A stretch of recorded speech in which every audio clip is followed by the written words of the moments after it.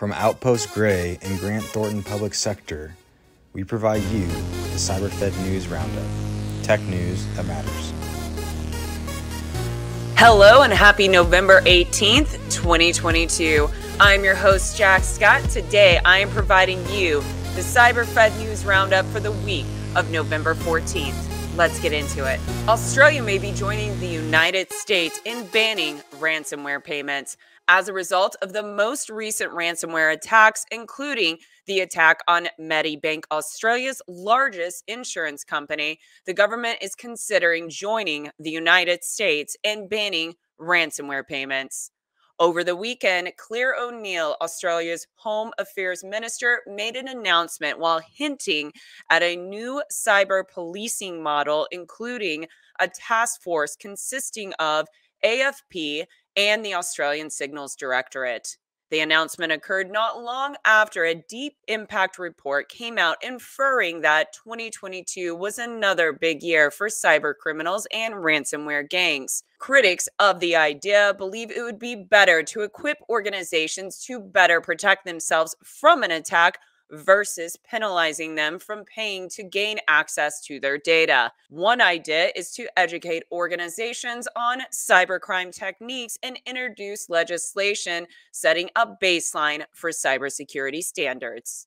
Leaked documents suggest the FBI considered using Pegasus spyware against American citizens. Documents obtained by the New York Times through a Freedom of Information Act request indicate that the FBI director may not have been truthful when he testified before Congress that the FBI bought a license for the Pegasus software for research and development purposes. The Pegasus spyware was created by the Israeli spyware NSO group and is used to extract user data from infected cell phones.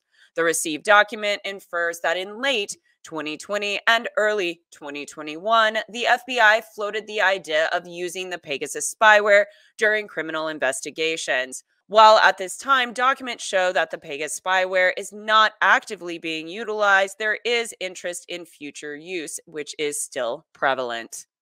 Iranian hackers are believed to be the culprit of a breach to a federal agency. This week, CISA and the FBI are taking actions to an unnamed, quote, federal civilian executive branch organization, end quote, which was impacted after not patching the Log4j vulnerability.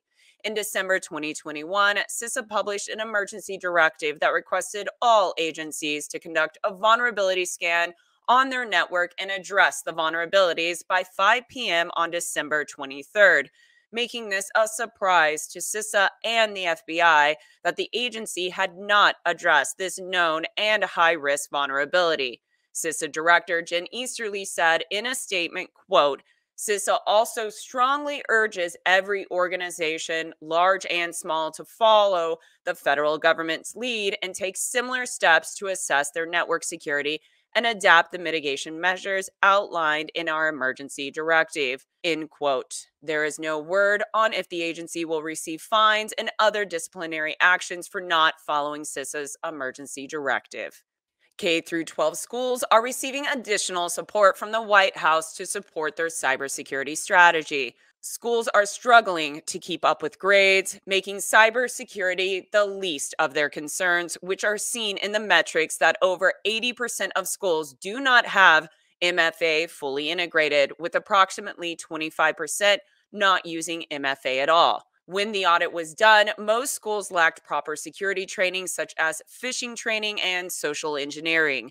Most of the schools don't have a way to store and monitor logs to identify malicious activity on their network. The Biden administration sees school cybersecurity as a top priority and is stepping up to provide more support and is leaning on CISA for their assistance. A 2021 law required CISA to produce guidance to address cyber threats to K-12 schools. CISA is still working on this report, and there is no word when it will be completed and published. Biden is putting additional pressure on CISA to complete this report. That concludes your CyberFed News Roundup for the week of November 14th.